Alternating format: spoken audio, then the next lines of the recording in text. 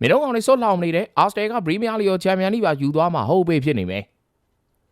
မော်ဝင်ဆိုင်ပြတဲ့တော်ဝင်ခန်းသားတို့ကလက်ရှိမှာပေါ်တင်လမ်းမတလားနိုင်တော့ပဲမူပြောင်းလို့ဂူအောင်ကညီမလေးလိုပဲလူမြင်အောင်လို့ဂူပြင်မထွက်နိုင်ဖြစ်နေရရှာပါလိအရှိကနေထွက်တဲ့နောက်ရက်ကိုနေဝင်နေခမရဆုံချင်းခံရတဲ့ရေရအထက်ကနေအောက်ကိုစီးဆင်းတဲ့တန်လိုက်တွေမျိုးစားတူရင်တွန်းကန်နဲ့အလင်းကအတန်းနဲ့မြန်တဲ့အာဆင်ယာဒီကွင်ဒုတိယလူဖြစ်တယ်ဒါကလောကဒန်တရားပုံမှန်ပြကွက်တွေတောင်ဖြစ်နေပါပြီစီပိုင်းဖန်ရဲ့ဖြစ်ကတော့အမြင်ကပြုတ်ကြတာပို့ပြီးတော့အထိနာလို့ပြောရမှာပါစီသူရင်ချင်းဆိုနေရကနေဧပြီလတလတွင်းမှာပဲဖလားပြိုင်ပွဲပေါင်းစုံမှာပတ်ရှုံးနေရဆိုတော့ရေနာတဲ့ဧပြီဆိုပြီးတော့ဟန်နွန်းသချင်းပြောင်းစုံနေရဖြစ်ပါတယ်ဒါပေမဲ့မပူပါနဲ့မန်စီတို့ခြေချော်မလားကြားချောင်းချောင်းပြီးတော့တစ်ကလုံးမြောင်မျောလို့ရပါသေးတယ်ချန်ပီယံလိလိုပရီးမီးယားလိလိုနဲ့နှစ်ခုဆုံးလက်လွတ်ရပြီးတော့မြောင်းတင်ခိုင်းမလို့ဖို့တော့အရေးကြီးပါတယ်တကယ်ဆိုအာစတယ်တို့မိုးရွာတော့မှရေကန်ဆိုသူတို့ရှေ့မှာနိုင်တဲ့ပွဲတွေအနိုင်ကစားခဲ့တင်တာပါဒါမှမိုးလုံးမှာထွန်ချမဖြစ်ပဲနဲ့မန်စီကိုရှုံးတဲ့ပြဿနာမရှိဘူးဘယ်သူမပြုတ်မိမိမှုဆိုတော့လဲအဲ့နဲ့ထွင်းရမယ့်ကိစ္စပတ်စိန်နဲ့ပေါ့တော့မှာဖြစ်ပါတယ်ဒီနေ့မှာစီပီယိုနဲ့ပတ်သက်ပြီးတော့တခုတတိထားမှာကအားလုံးဝိုင်းပြီးတော့လှောင်တာကိုခံရတာမလို့မခံချင်သေးတဲ့စူးစမ်းပြီးဖလားနှလုံးလေးရသွားမှာပဲဖြစ်ပါတယ်လက်ရှိမှာစီပီယိုကဂိမ်းမှုညီမလေးဂျိုးကြလေးတို့တဲ့အခြေအနေအများကြီးကောင်းနေတဲ့အသင်းမှာ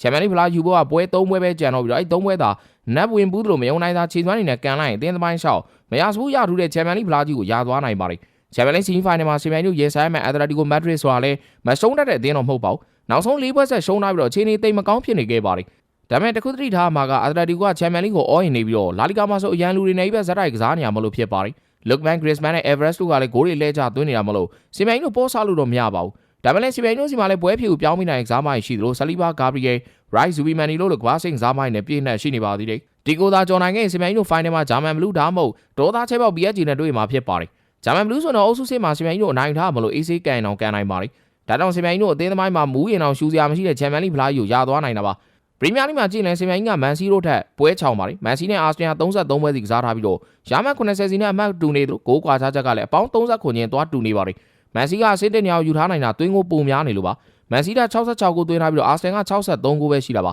အာစတင်ကတစ်ချိန်ကမန်စီကို6မှတ်ထိဖြတ်တောက်ထားနိုင်ပြီမဲ့နောက်ဆုံးစားခဲ့တဲ့ပွဲတွေမှာမှတ်တွေရော့လာပြီးတော့မန်စီရဲ့ကြော်တက်တာကိုခံလိုက်ရတာဖြစ်ပါတယ်အောက်တာစူပါကွန်ပျူတာရဲ့ခံမှန်းချက်ရတော့အာစတင်လက်ကျန်ပွဲတွေပိုလွယ်နေရကြောင်းချန်ပီယံဖြစ်ဖို့အခွင့်82%ကျော်ရှိနေတယ်ဆိုပေမဲ့မန်စီရဲ့အတွေ့အကြုံနဲ့နောက်ဆုံး17ပွဲဆက်ရှုံးဝဲရှိစံချိန်ကတော့သူတို့ကိုပို့ပြီးတော့ယုံကြည်မှုရှိသွားစေပါတယ်မန်စီကလက်ရှိမှာတာစီရထားပေမဲ့အမှတ်ချင်းတူနေရကြောင်းကျန်တဲ့9ပွဲမှာဘယ်သူကအမှားနိုင်မလဲဆိုတာပရီးမီးယားလိချန်ပီယံကိုဆုံးဖြတ်ပေးသွားမှာဖြစ်ပါတယ်စီပီယိုတို့ဝိုင်းဝန်းလောင်ပြောင်ခံမှုတွေကိုတုံ့ပြန်ပြီးဖလားနှလုံးယူပြသွားမလားစောင့်ကြည့်ရမှာပါ